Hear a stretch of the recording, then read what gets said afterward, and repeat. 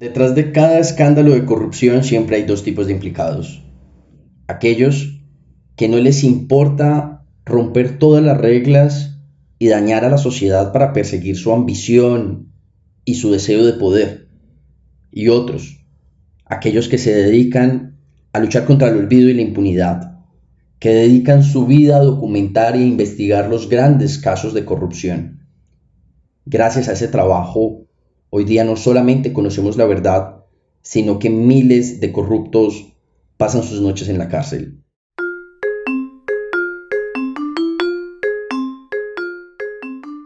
Los Implicados es un podcast del Instituto Anticorrupción, dedicado a todas aquellas personas que han empleado su vida a luchar contra la impunidad. En este primer episodio hablamos con Iván Velázquez, ex magistrado de la Corte Suprema de Justicia y quien dedicó cerca de una década de su vida a investigar a congresistas y a funcionarios del gobierno que en asocio a grupos paramilitares ganaron influencia y poder. Ese episodio en la historia colombiana lo conocemos con el nombre de la parapolítica y fue gracias a Iván Velázquez que terminamos sabiendo la verdad. Es que el problema aquí no es quién se reunió con quién. El problema no son las reuniones. Incluso el problema no reside exclusivamente en que las reuniones se hacen con congresistas y gente al margen de la ley. El problema central es qué se dice en esas reuniones. ¿Qué fue lo que hicieron los congresistas al pactar con el paramilitarismo? Y lo que hicieron ni más ni menos fue supeditar el poder público que le corresponde a los ciudadanos, su ejercicio como servidores públicos, a los peores criminales de lesa humanidad que han existido en este continente en las últimas décadas. Fue de la voz del comandante paramilitar Salvatore Mancuso que se confirmó la verdad en el 2006. Más del 30% de los congresistas del país habían recibido apoyo de las estructuras paramilitares para hacerse elegir. Algunos, incluso eran líderes de estructuras armadas que controlaron vastas regiones del territorio nacional. Nada se movía sin su permiso y hasta el día de hoy esas estructuras sostienen redes de corrupción que anidaron en las instituciones del Estado, incluyendo a la fuerza pública. Fue de la mano de los medios de comunicación, en especial de la Corte Suprema de Justicia, que se empezó a hablar del tema.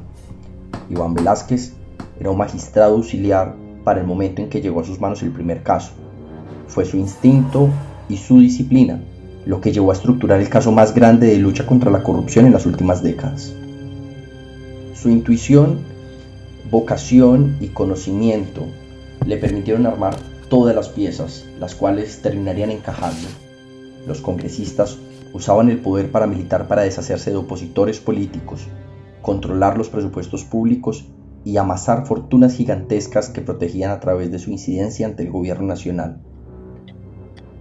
Corría el año 2002 hasta el año 2010, tiempo en el que gobernó Álvaro Uribe Vélez, y fue justamente esta temporada en el que el ascenso y la consolidación de los paramilitares alcanzó un punto incontrovertible. Hasta el día de hoy la justicia intenta una y otra vez judicializar al exmandatario, quien ha logrado salir libre de todas las acusaciones en su contra. A Iván Velázquez no solo le tocó luchar por esclarecer los casos de parapolítica, le tocó defenderse de los ataques del gobierno de Álvaro Uribe, que lo asedió, interceptó sus comunicaciones y buscó por todos los medios desprestigiarlo para desacreditar las investigaciones que lideraba. No lo logró. Aún así, muchas de las investigaciones cayeron en manos de la Fiscalía General de la Nación, entidad donde hasta el día de hoy duerme los sueños de los justos. El amor por la verdad y el sueño de un país sin violencia sería el principal motor del trabajo de nuestro invitado, a quien vamos a escuchar.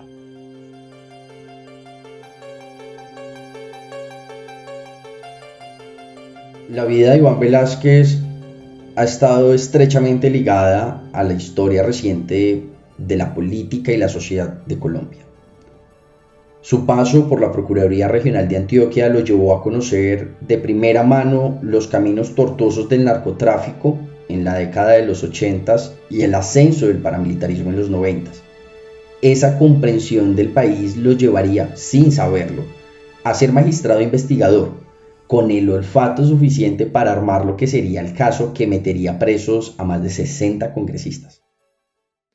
La llegada a la Procuraduría en ese primer cargo en el año 91, cuando estábamos en la situación, en ese momento de relativa tranquilidad, porque Pablo Escobar estaba en la cárcel. Pero luego su fuga de la cárcel, que me tocó vivirla porque yo era procurador departamental y el procurador general me envió que para que viera, para que observara el respeto por los derechos humanos, porque iba a haber algo que yo no sabía ni siquiera de qué trataba. Simplemente preséntese a esta parte que va a ir a otra. Y bueno, entonces lo que fue la situación de Medellín en ese periodo de 92-93, tan complicado, y en ese cargo de la Procuraduría, que además por la responsabilidad también en la protección de derechos humanos nos llevaba, por ejemplo, a que igualmente tuviéramos que hacer actos en favor de la familia de Pablo Escobar, que iban a la Procuraduría, pedían una asistencia porque estaban realmente en peligro de muerte. Entonces el temor a desplazarse al aeropuerto, que la Procuraduría los acompañara, bueno, situaciones de esas. Pero después pasa un tiempo como de relativa tranquilidad y vuelvo la Dirección Regional de Fiscalías, también en el momento de la expansión del paramilitarismo, del ascenso y la consolidación del paramilitarismo, porque es 1997, estuve del 97 al 99, otra vez en medio del fuego. La bendición de la Iglesia Católica y el apoyo de la OEA, de la comunidad internacional, del presidente, del gobierno del presidente Álvaro Uribe Vélez y del pueblo colombiano, dimos inicio formal a este histórico proceso de paz. Reafirmo aquí, en la cuna de las leyes y en el templo de la democracia, que el compromiso patriótico de la SAUC por salvaguardar una Colombia libre, digna, segura y en paz, sigue en pie, como lo reclaman millones de colombianos honestos y de buena voluntad, amantes de la libertad que confían en nuestro movimiento nacional antisubversivo y han depositado la defensa de su seguridad en nosotros. Después de su paso por la Procuraduría y la Fiscalía en Antioquia, llegó en el año 2000 a la Corte Suprema de Justicia. Él mismo describe su trabajo como algo tranquilo, se dedicaba a revisar expedientes y a proyectar sentencias.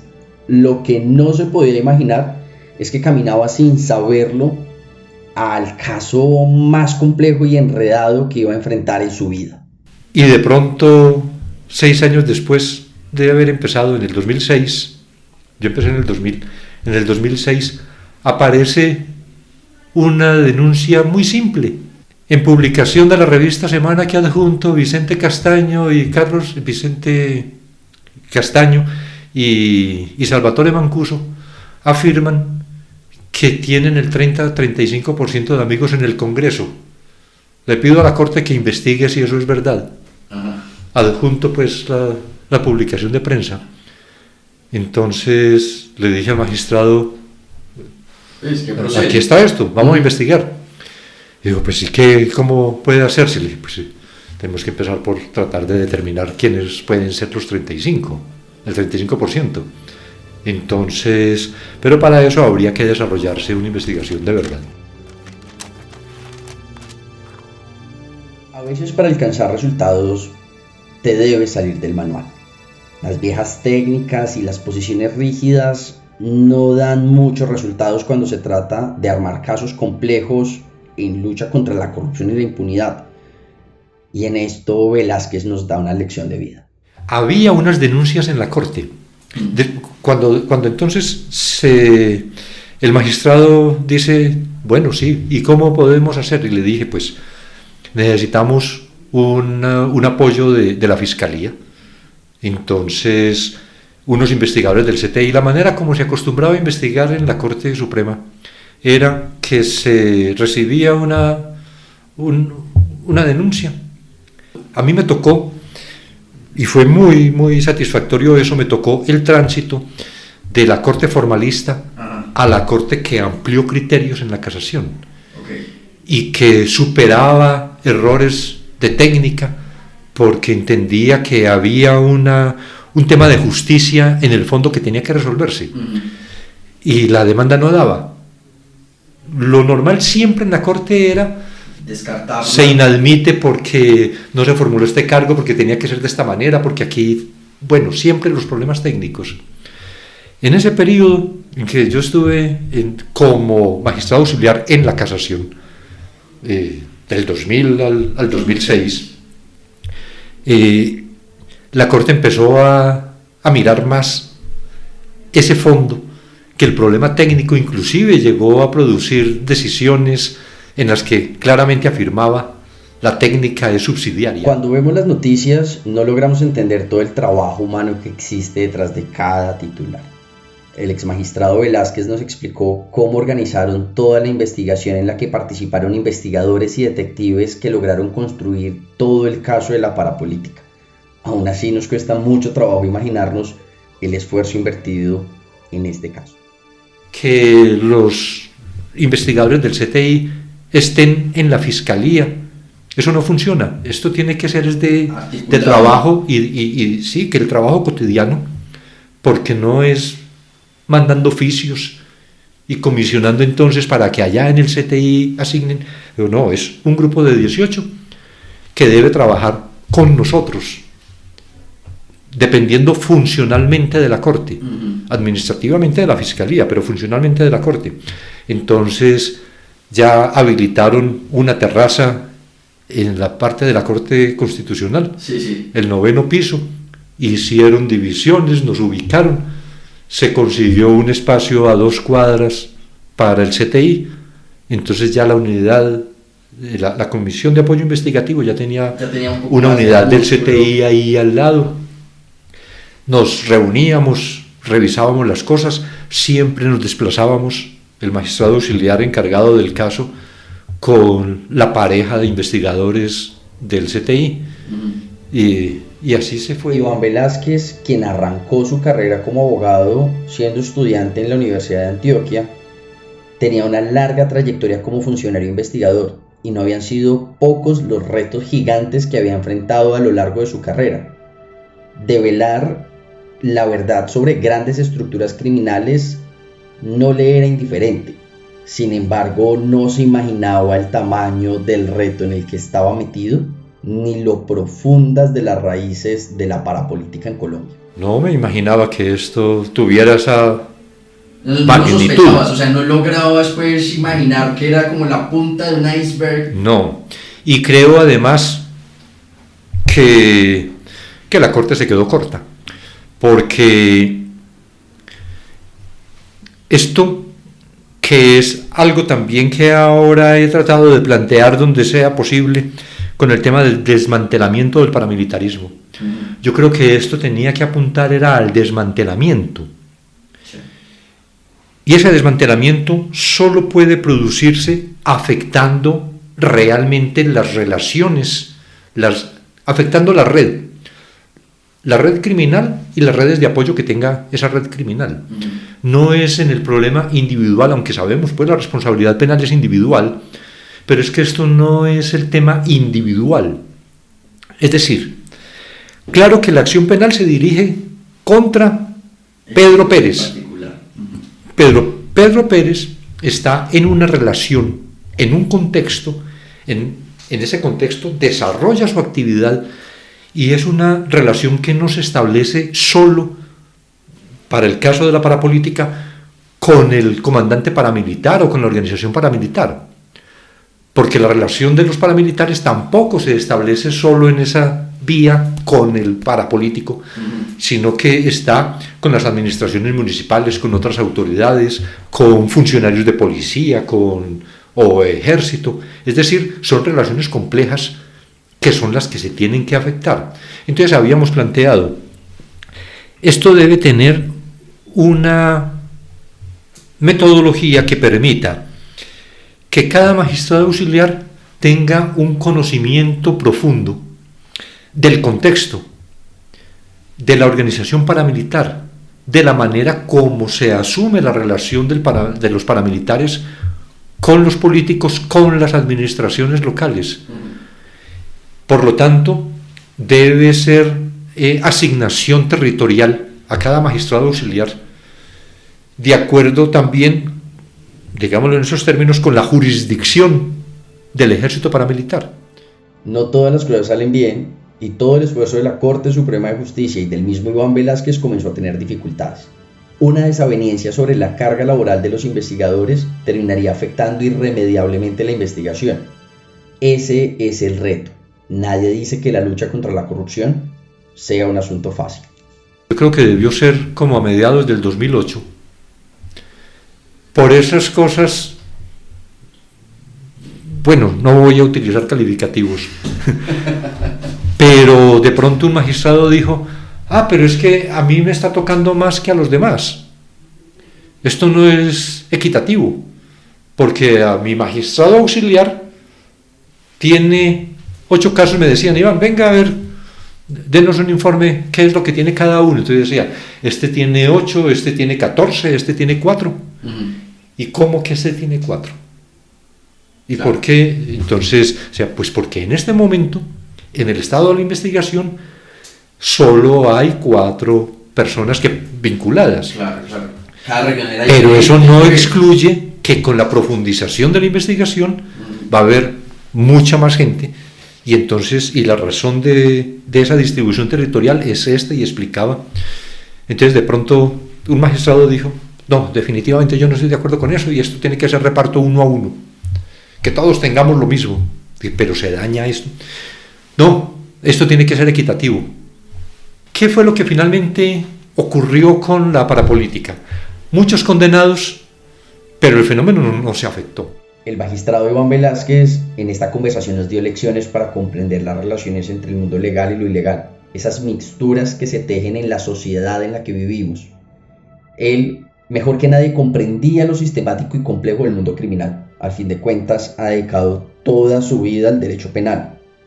Lo que sucedería en el caso de la parapolítica es que los familiares y aliados de los políticos procesados por la Corte Suprema de Justicia los heredarían y se terminarían haciendo elegir en cuerpo ajeno. Ante eso, lo único que quedó fue un poco de frustración y sobre todo la experiencia de comprender mejor este fenómeno. Solo para mencionar eso, pero en relaciones que son realmente mucho más complejas y con un entendimiento que sí fue posterior, y es que no hay una ilegalidad pura. Esto es de relaciones legales e ilegales, sí, que están mezcladas, porque también para legalizar necesitan lo legal. Claro. Entonces, no son empresas fantasmas o de papel las que van a legalizar el producto del ilícito completamente, que pueden empezar por ahí, que esa puede ser la puerta de entrada, pero a medida que se va produciendo una relación también entre sociedades de papel con sociedades reales, se va lavando ese dinero. Mientras hablábamos de parapolítica, terminamos entrando en otros temas. Un invitado como Iván Velásquez tiene tantas historias encima y tantas reflexiones pertinentes que preguntamos sin parar. Uno de esos temas tratados fue el desempeño de la Administración de Justicia y el por qué no avanzan las investigaciones en otros grandes casos. Creo que este asunto de la impunidad es la regla general en Colombia y más de uno de nosotros ha visto cómo la justicia no suele moverse, aun cuando sea evidente la injusticia. Yo no creo que sea falta de claridad, pero no han tenido unos procedimientos, una metodología que permita enfrentar el fenómeno. También porque es que con eso se encarta uno. Sí. Eso es mucho trabajo. Sí, total. Si yo tengo la investigación contra Pedro Pérez, ¿para qué me tengo que poner a buscar las relaciones de Pedro Pérez? Es que es contra él. Sí. Entonces, enriquecimiento ilícito de Pedro Pérez y listo.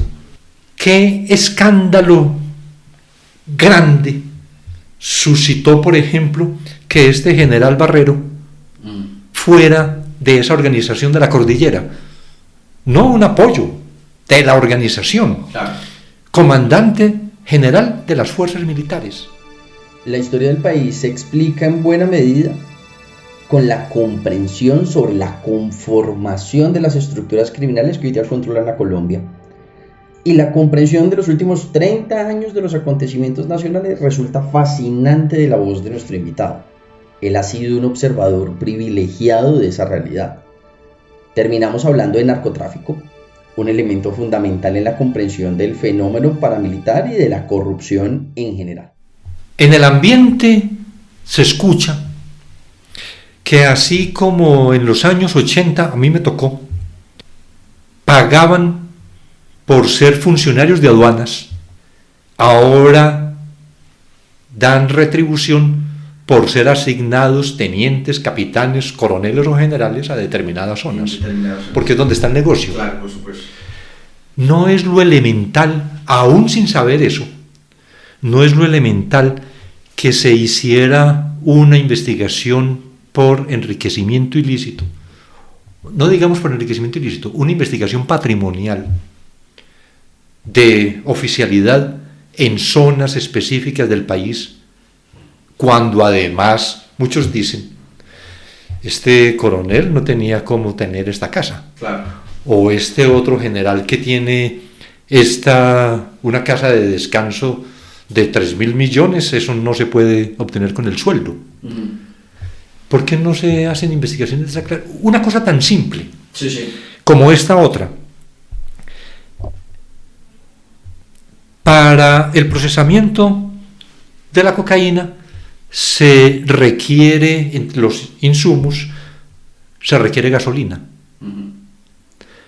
Hay regiones identificadas en el país, en el Cauca, por ejemplo, Caloto, tal vez, tiene tantas estaciones de gasolina como para surtir medio Cauca.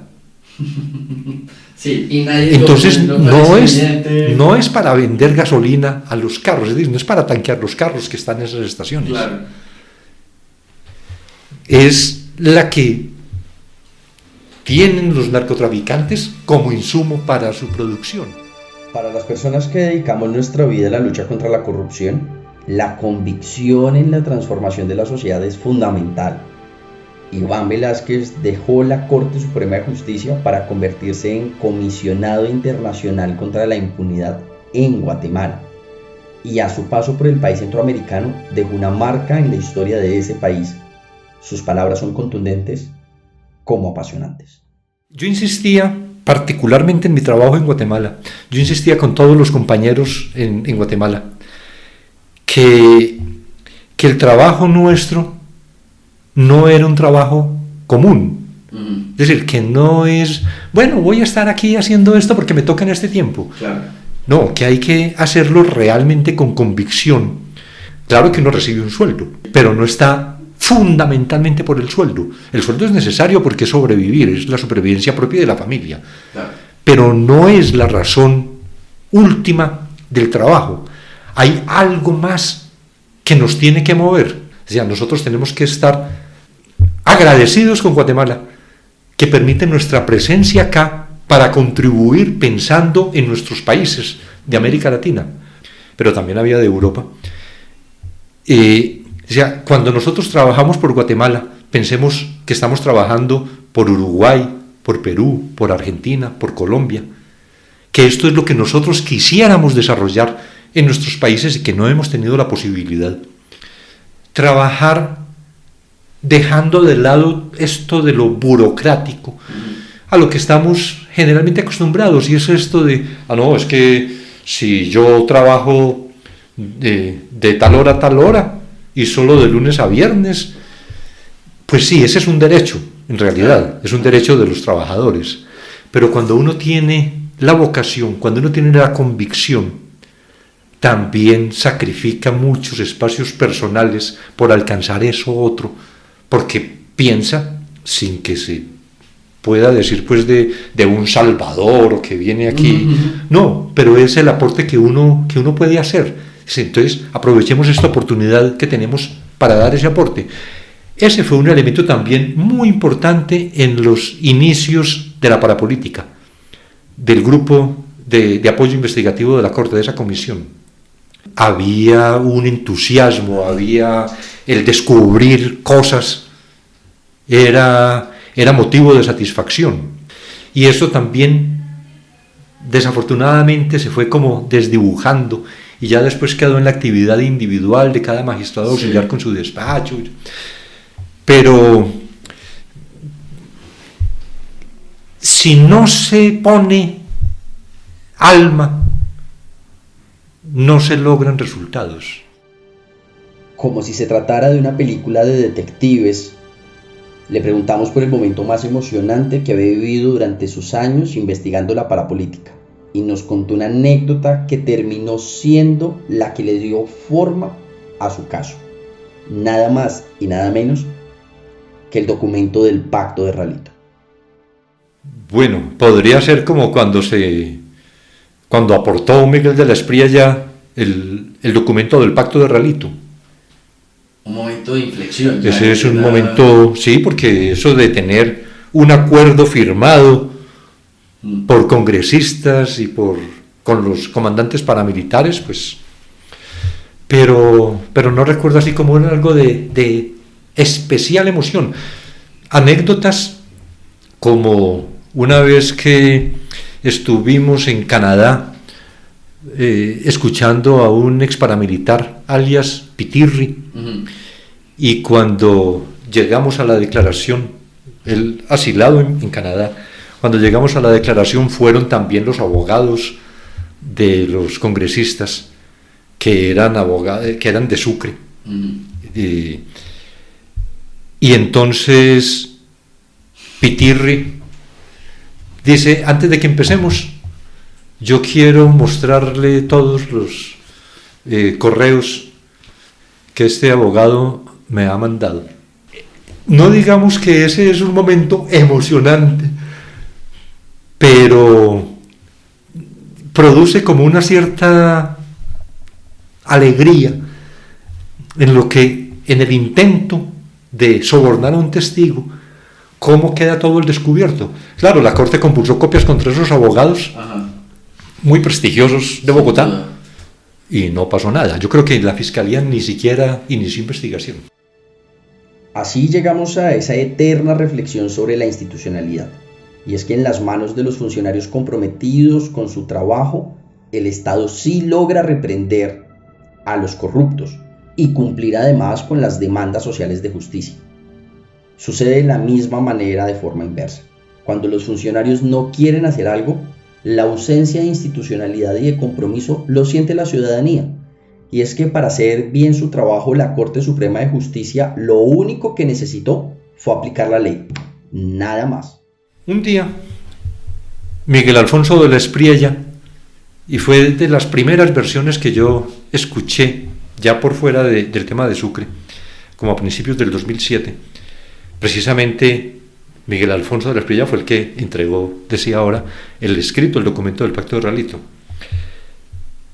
Me dijo: oiga, doctor, ¿y a nosotros por qué nos investigan por ley 600? A nosotros nos tendrían que aplicar también la ley 906, ¿por qué ese trato diferente? Digo, eso es culpa de ustedes. Claro, nosotros únicamente aplicamos el procedimiento que ustedes aprobaron, y ustedes dijeron que la Corte investigaba a los congresistas con la ley 600. ¿Por qué lo hicieron? Porque se sentían muy cómodos, porque entendían que la Corte no iba, es decir, que no había problema. Sí. Eso, como muchos magistrados se sentían muy cómodos con la comisión de investigación y acusación de la Cámara. Claro. Dicen, no, pues si allá no pasa nada, si eso es una comisión de impunidad, pues también era la idea de, bueno, pero esta es una responsabilidad del legislador. La Corte no hizo leyes. Que no hay doble instancia, pero es que la Corte solo aplica la ley vigente. Claro, total. Y lo que está diseñado es esto así. Entonces, que la diferencia de trato no correspondía por una particular voluntad de la Corte, como lo planteó el expresidente, o el exprocurador, claro, cuando decía que la Corte lloraba solo por un ojo y que la Corte tenía que llorar por los dos ojos. La cuestión es, hay un compromiso con el cumplimiento de una función. y un compromiso por llegar al fondo en el cumplimiento de esa función, no es por lo aparente. Entonces, ¿qué era más riguroso? No, lo que ocurre es que la Fiscalía tenía que haber actuado de la misma manera en todos los casos. Lo que hemos visto ahora, haciendo en esos balances de justicia y paz, por ejemplo, la compulsa de copias que hacían fiscales de justicia y paz o tribunales de justicia y paz, digamos, a la Fiscalía Ordinaria para las investigaciones, los balances que se hacen a los 10 años, a los 15 años del proceso de justicia y paz, resultados que son deprimentes. Una impunidad de tener, absoluta. sí, Sí. de tener de 30.000 copias o 15.000 copias compulsadas, ni 12 condenas, Sí, total. y en muchos ni siquiera se investigó. Claro. Entonces, que esto nos lleva otra vez a todo el problema, que tiene que ver con el problema de la corrupción, del narcotráfico, del paramilitarismo, de la guerrilla, de todo el tema de la criminalidad. Y es que yo creo que no se asume responsablemente la función y se hace lo que le toca, Claro. pero no lo que debería hacerse, desde además una perspectiva de trabajo planificado. Y es que al momento de investigar, el exmagistrado Iván Velázquez ha sido contundente, incluso a costa de su propia tranquilidad y la de su familia. Y la reflexión es clara: cuando se usa de manera contundente el poder del Estado, las cosas funcionan, y aquí nos dio una lección de vida. Porque también lo que ocurre con los funcionarios judiciales, particularmente en el tema de la fiscalía y la investigación, es que no tienen el gran respaldo institucional para llevar adelante las investigaciones con toda la profundidad y con todas las consecuencias que una investigación pueda producir. Entonces está eso, el instinto de conservación, tanto de su seguridad personal como de su seguridad, digamos, económica, Claro. laboral, Sí, sí. que no se vaya a afectar, de la seguridad familiar, que también va en entrar en Por confrontación, supuesto. siempre puede producir esos efectos negativos para su entorno. ¿Pero qué es eso? Que hay una mala dirección institucional entonces. Sin duda. Porque es que, y vuelvo en el tema de Guatemala, que no por Guatemala, sino por lo que eso significó en la experiencia de una organización que puede adelantar investigaciones con absoluta independencia, que no tiene que mirar, como decía la fiscal Monsalve, yo de ahora en adelante, o después de empezar el problema mío por ese tema De quién los fue? Velilla. La de familia Ríos, de Ríos Velilla. sí. Después de empezar ese problema, tuve que hacer algo que nunca había hecho en mi vida: googlear al que aparecía como indiciado, Claro. para ver con quién me iba a meter, porque Total. si era una persona muy importante, pues Y siempre hay una historia en medio de las largas trayectorias de las personas dedicadas a la defensa de la ética que le rompe a uno el corazón. Son momentos dolorosos que lo enfrentan al país en el que vivimos, y a Velázquez le tocó vivir la suya en Medellín. un momento en la corte, en la Procuraduría de Antioquia, que llega un muchacho a la Oficina Permanente de Derechos Humanos con doble cachete, es decir, tenía tan inflamados los pómulos que era como si tuviera dos pómulos sobre los pómulos, y la espalda con así las marcas de rojas, como de cintas rojas, por los machetazos de plano que le daban a él en la espalda. y las muñecas en carne viva. Y cuenta que una institución que estaba ahí a 3 cuadras de la Procuraduría Departamental, a él lo habían tenido ahí, lo detuvieron, era lo que se llamaba Unidad Anti-Extorsión y Secuestro, UNASE, el antecedente del Gaula. Lo habían tenido allí, vinculándolo con algún secuestro o una extorsión, y entonces que le hicieron todo eso, cómo lo habían golpeado. Y dice, pero esto de las muñecas, eso sí no me lo hicieron ellos, esto me lo hice yo solo. Y él como que se lo hizo solo. Sí, porque es que a mí me amarraron con unas cabullas, me tiraron en el suelo boca arriba, y ellos se impulsaban y brincaban sobre mi abdomen, y entonces con cada brinco yo me hacía así, tratando como de zafar, entonces Claro. movía. Entonces esto me lo hice yo con las cabullas, esto sí no fue cosa de ellos. Entonces le dije, ¿y qué piensa usted? Dijo, no, yo quiero denunciar. Le dije, usted sabe que esto es muy peligroso, pero si usted está dispuesto, nosotros estamos dispuestos.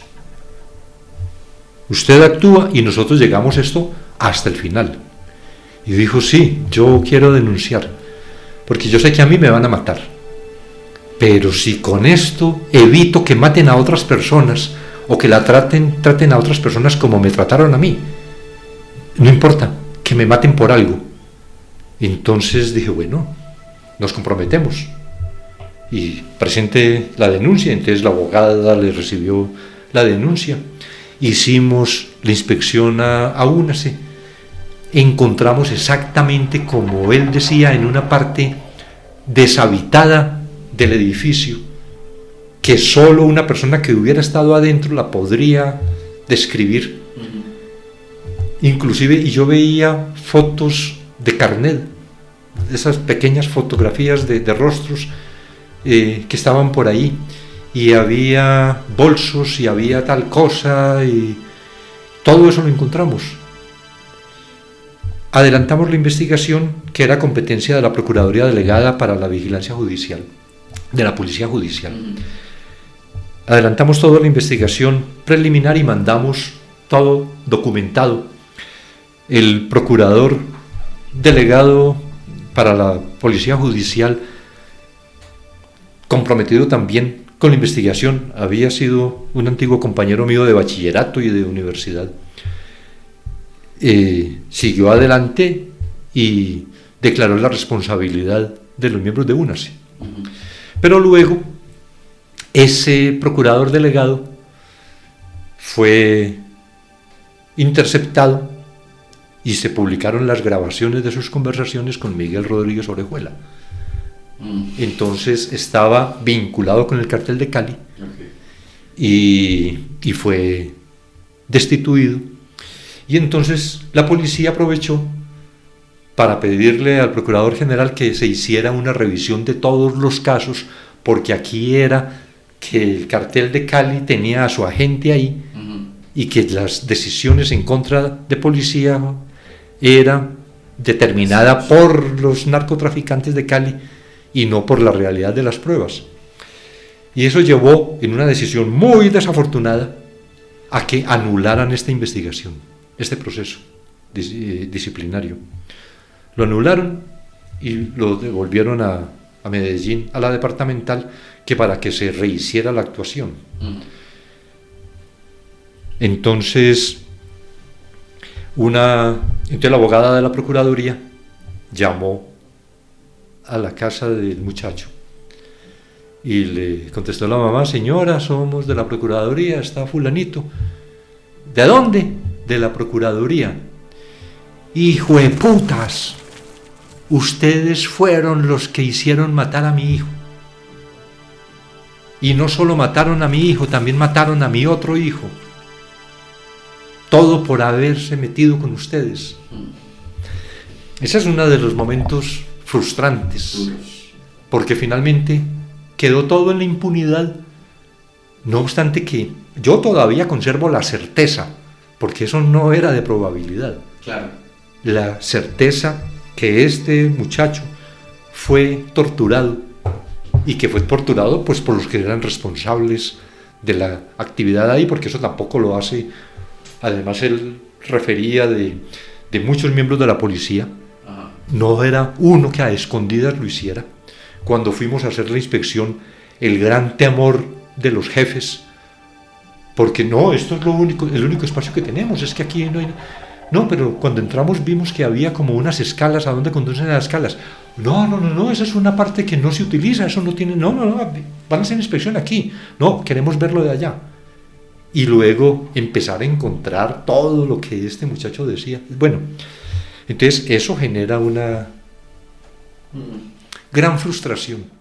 Uribe desconoció y no le explicó a la CIDH que la justicia ya concluyó en un fallo que la carta que firmó el paramilitar alias Tasmania, en la que supuestamente aseguraba que Velázquez le ofreció beneficios a cambio de enlodarlo, no fue escrita por él, sino por el abogado Sergio González, amigo y socio de oficina del hermano y primo del expresidente Santiago y Mario Uribe. González fue condenado a casi 6 años de cárcel por esta falsedad. A Iván Velázquez la investigación por parapolítica no solo le ocupó durante años enteros. Él y su familia fueron víctimas de la persecución del gobierno de Álvaro Uribe Vélez, quien interceptó sus comunicaciones e intentó desprestigiarlo. Hasta su esquema de seguridad fue comprado por el DAS en el afán de acallarlo. Han pasado muchos años, pero la desconfianza hasta en su teléfono se mantiene hasta el día de hoy. Momentos en la corte. El tema de los montajes fue un... No me arrepentí de haber hecho todo lo que hice. Es decir, esto que podría generar esa reacción, por lo menos ese pensamiento de decir, si no hubiera hecho esto, o no vamos a seguir porque esto está muy peligroso. No, pero sí quedé frente a una cosa que yo no sabía que era posible que se hiciera. Yo no lograbas dimensionar que eso esto de pasando a ti. Sí, esto de que fabriquen casos para afectar al investigador por lo que el investigador está haciendo respecto de esos que están fabricando los casos. Yo no, mejor dicho, yo he sido muy ingenuo en la vida, en realidad, y todavía tengo muchas ingenuidades, pero cuando se presenta eso, cuando yo escucho a Álvaro Uribe leer el comunicado de presidencia, y que con ese señor que yo había hablado como un mes antes en Medellín, decía que yo le había dicho tal cosa o que le había ofrecido tales beneficios. O sea, pero ¿cómo dice eso si esto no ocurrió?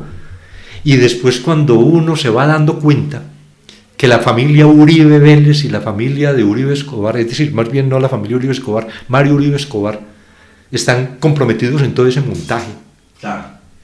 Y la manera como tan sinvergüenza, tan cínica como el presidente, que sabía que esto había ocurrido y él tenía que ser consciente que este era un montaje, inclusive hasta por la manera como se produjo todo, y uno escuchándolo.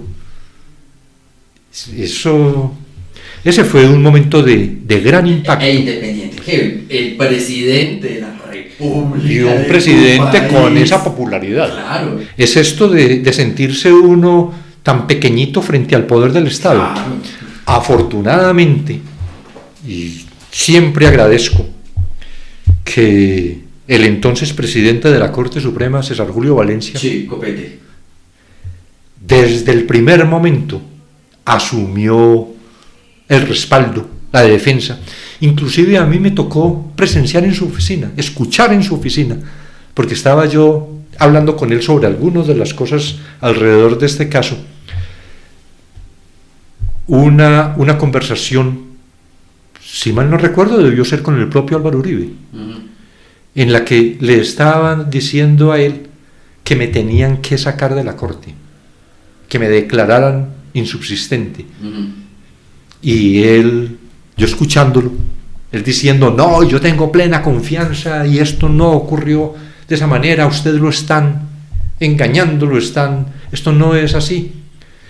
Y se comprometió hasta el punto de sufrir él directamente también persecución. Ya estaban buscando si por haber estudiado en Caquetá él tenía relaciones con las FARC, o si él era de las FARC, verificando todo de la vida de él, del que fue presidente de la Sala Penal en ese momento, que era un antioqueño, Sigifredo Espinosa, y que entonces Uribe dice, yo espero que la actitud del doctor Sigifredo no sea porque se sintió ofendido porque no acepté su invitación a comer frijoles, porque es que yo estaba muy ocupado y no podía atenderlo, porque en otra ocasión sí vino aquí a pedirme un favor para que ayudara con su hijo que no tenía como muy buena capacidad y lo aceptaran en una universidad. Ahí sí buscaba para que le hiciera favores. Es decir, que llevó a puntos así, hasta de tratar de desprestigiar públicamente a magistrados de la Corte, particularmente, o más bien, en la mayor medida, el presidente de la Corte. Claro. También, naturalmente, la Sala Penal, que en ese momento me respaldó. Cuando yo renuncié, en agosto del 2012, le escribí a los magistrados la carta de renuncia como de 4 páginas, algo así, y decía, este es un momento muy diferente al del 2007. Es que si lo del 2007 hubiera ocurrido ahora, yo sabría cuál era la actitud que la Sala Penal asumiría. Entonces, pero bueno, ese fue uno de los momentos realmente muy, muy fuertes. Y el tema de las interceptaciones. Eso produce... Yo hablo muy poco por teléfono. Sin duda. Y produce eso de... es una sensación muy extraña escucharse en una interceptación. Me imagino la impresión. Cuando que uno sí, causa, esto sí. Como Pero también el tema grave de la impunidad, entonces produce igualmente esa gran frustración. el miedo. Pero que la justicia no responde.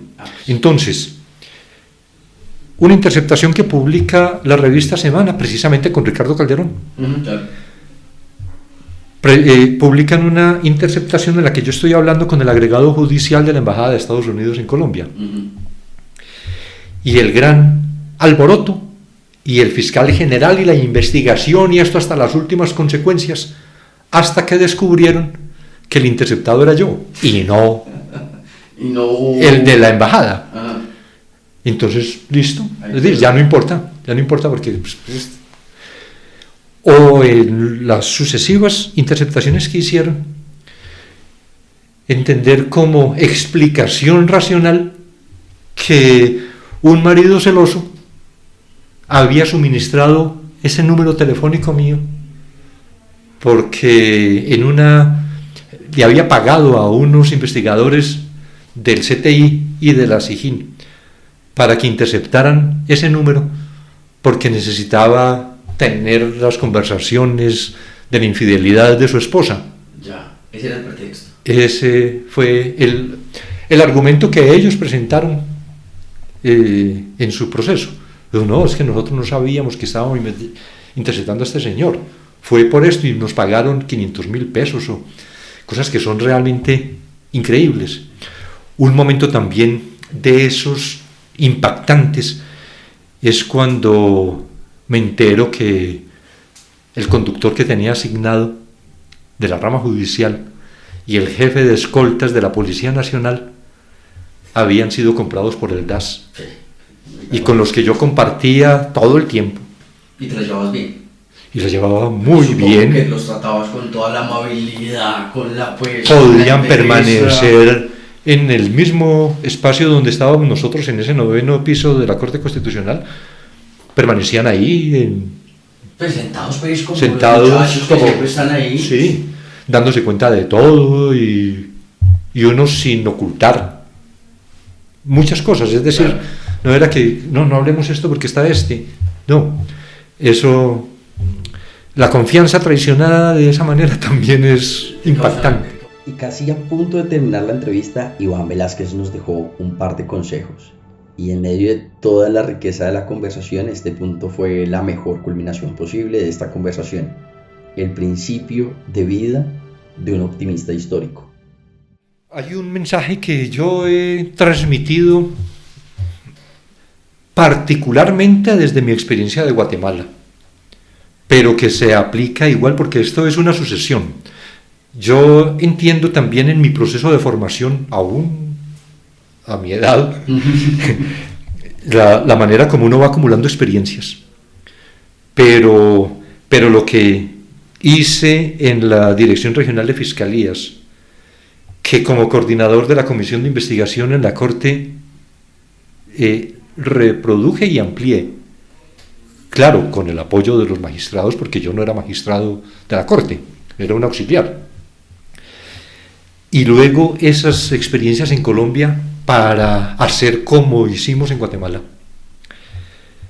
Es que la lucha contra la impunidad sí es posible, y que sí es posible hacer realidad que todos, por más poder que tengan, pueden ser tratados en igualdad por la justicia, que no hay poderosos que por su poder estén exentos de la acción de la justicia. Y lo demostramos en Guatemala. Por muchas otras circunstancias pues se produjo la gran reacción y finalmente pues me expulsaron o no me permitieron volver al país, acabaron con la comisión, hubo persecución del gobierno y de todos estos corruptos vinculados que estaban siendo sometidos a investigación. Pero es esto que sí hay esperanza.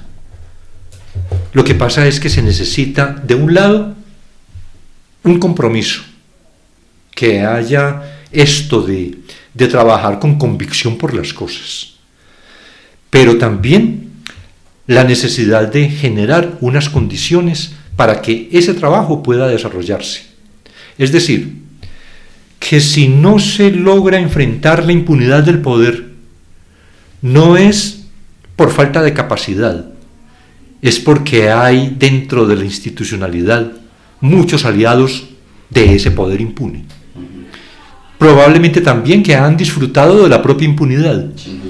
Y entonces no permiten, así como decía este expresidente, si la tutela que presentó Álvaro Uribe la fallan en su contra, todos los expresidentes podemos estar sometidos a investigación, entonces hay que tratar que no le pase nada a Uribe para que no nos pase nada a nosotros. Eso de impunidad no será lo que está precisamente en la cúspide de las instituciones. Esto pues, si hay un compromiso real, es posible tener resultados en las actuaciones. Es posible tener resultados en la acción de la justicia. Que no haya desesperanza por más adversidad que se presente.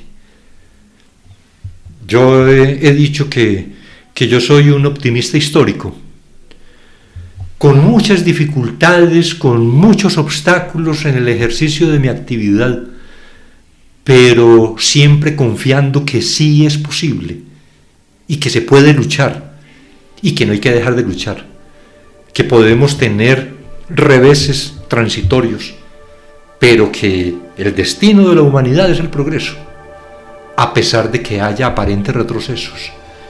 Y muchas veces los que se presentan como retrocesos son tal vez experiencias necesarias para poder avanzar. Así llegamos al fin de este programa.